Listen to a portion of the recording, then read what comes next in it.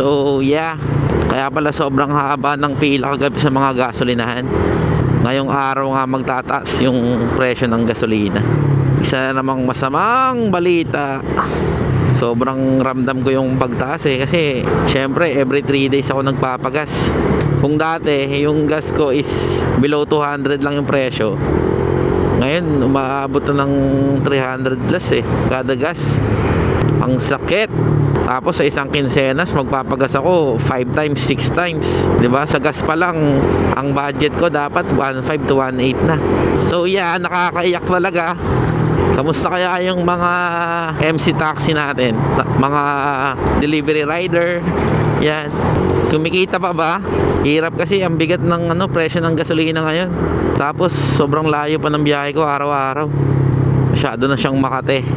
Tapos this week daw araw-araw yan magtataas. Biruin nyo sa Petron from 67 to 74.70. O kaya mag-ano na lang tayo, no? Mag-electric para makatipid sa gas. Guys, sa mga naka-electric dyan, malakas ba yun sa gas?